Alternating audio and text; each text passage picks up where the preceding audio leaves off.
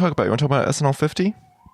Should we get into that? How was the 50th? It was really fun.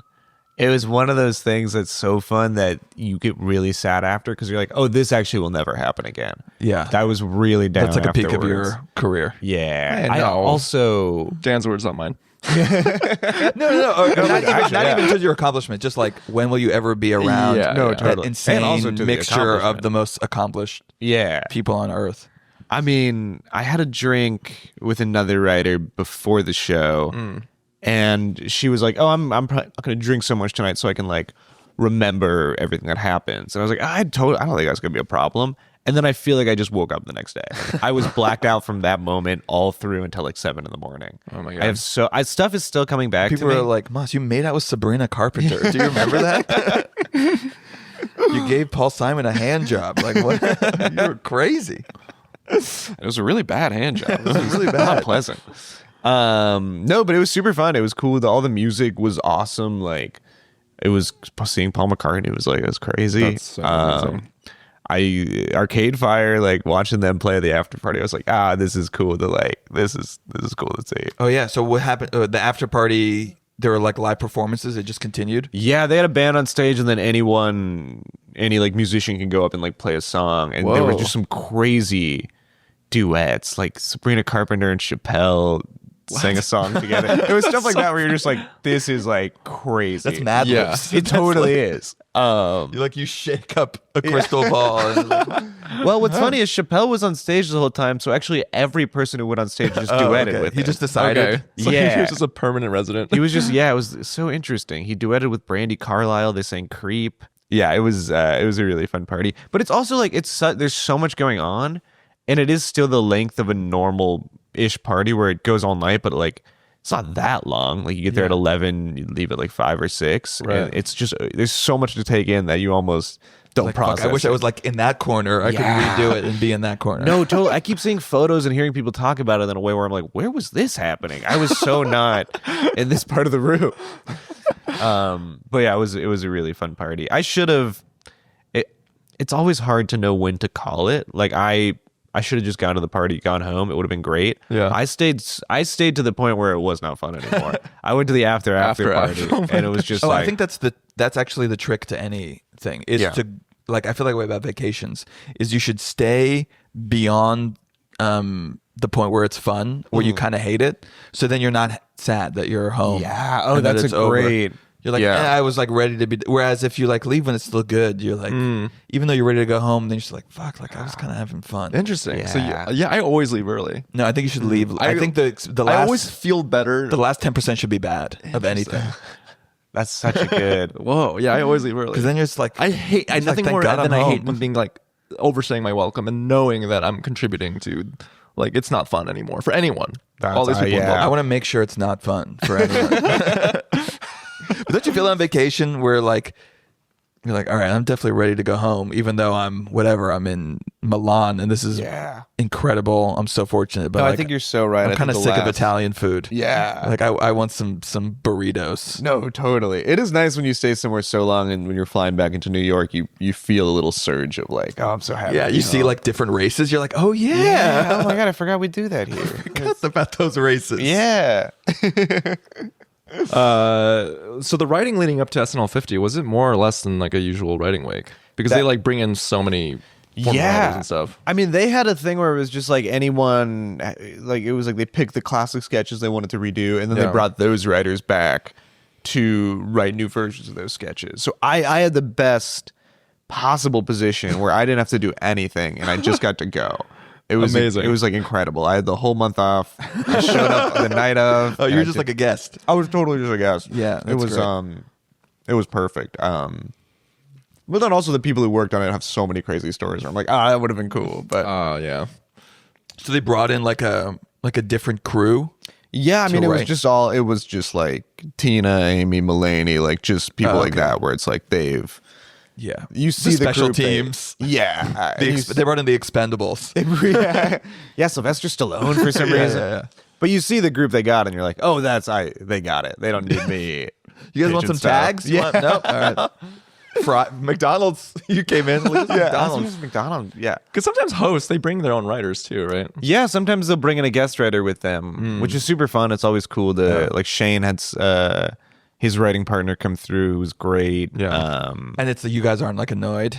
Like it's Yeah, I not was like gonna ask you that. guys I'm like, you think you're someone's gonna like, come in. That's what I thought the dynamic would be, but they're always like, or at least the ones I've experienced have been so cool and like fun to work with that like it's an exciting thing to have a new person around. Yeah. I think if they brought in like 8 people, it would get to a point where you're like, it's kind of. But then do you have to do those sketches that they write? Surprisingly, no. Okay, Lauren can still be like, meh. I think it's clear if something bombs at table, it's like people are good about not pushing for that. Like even if it's their own thing. But it's fun to. I mean, sometimes what you'll have is a host comes in who's such a good writer that they will write all their own sketches just because they write a bunch of sketches and wrote the best ones. Like Mulaney is like, Yeah, he's gonna not gonna get a sketch. He knows on. the format. Yeah, you're not gonna get one over on one of his sketches. It's just like he's got the best stuff.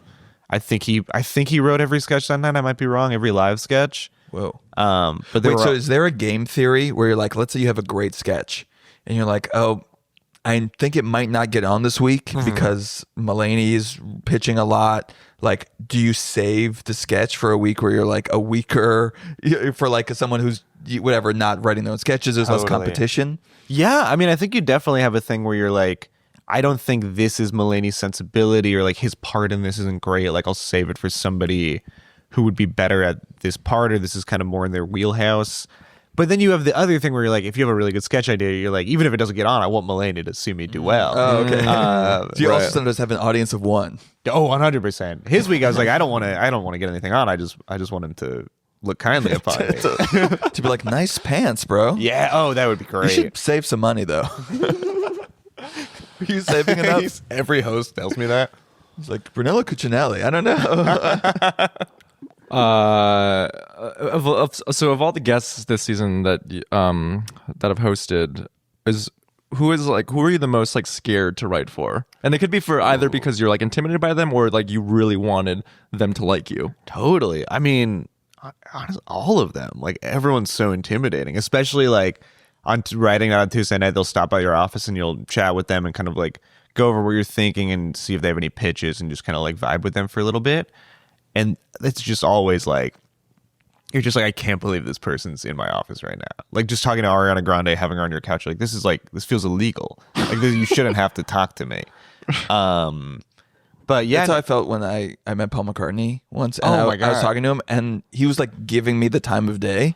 He was like, I was talking for like 5 minutes. And in my mind, I'm like, why are you wasting your time talking to me? Wait, that's so cool. Where was that? That's crazy. It was at this dinner I was insanely fortunate enough to get invited to for the celebration of his movie, the like 1964 documentary. Okay, yeah. That came out for like on Hulu. Oh, okay. Recently, or on Disney. Wait, that's Wow. awesome. It sounds like you chose a good seat in the room too. Yeah.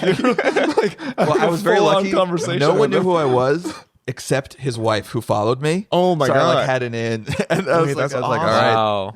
Now Paul McCartney. I has feel like to that talk must to me. happen to you a lot. It's like the wife Oh yeah. of Oh yeah. A-list star. If you're a 50-year-old wealthy woman, you know, Honey, you follow my. You gotta follow his Instagram Instagrams. reviews. That's my niche. Yeah. No. To everyone else, I'm useless. Wait, that's so cool. But I imagine the like they must be pretty nervous too because like the non-comedians. Oh, sure. Yeah. I think always right before the show, you see them in a state where you're like, oh, you're really scared right now. Yeah. But the most surprising thing is how cool everyone's been. Like, no one's been crazy. Everyone's like comes in pretty chill and like, Yeah. I thought there would be more crazy stories of people behaving like wildly, but No one's a dick. no one's a dick. Everyone's pretty respectful and like just generally cool. I also wonder, like, at this point, it's been 50 years. Like, it's such an institution. Yeah. And it does kind of, like, it's cred, you know? So there aren't that many people who are bigger than SNL. Yeah. So I wonder maybe, like, 25 years ago, there are some people who are like, I don't need this. I That can, makes like, sense. be a dick. But now, like, there aren't that many people who... As soon as this episode is released, it's going to be announced that JD Vance is going to host. Yeah, JD Vance is hosting. It is always the comics who I think you're the most scared by because you know that they can see through what you're doing and have probably good taste. Like pitching to like Chappelle or Chris Rock or like Mulaney or Shane was pretty scary. Yeah, those also like the people you grew up listening to. Totally. And it's like, yeah, they're discerning. Like they know, Right. they probably don't like bad comedy more than like Lady Gaga doesn't like bad comedy. Yeah. Just because they Or even like lazy, like obvious, like it could even do well, and you're like, oh, but that's not. Yeah, they not know. Clever, it's smart. It's like hack. Yeah. And you're like, fuck, I could get away with hack with most totally. people. Yeah. Yeah, that's a mind fuck. Have there been any athletes this year so I far? don't think so far.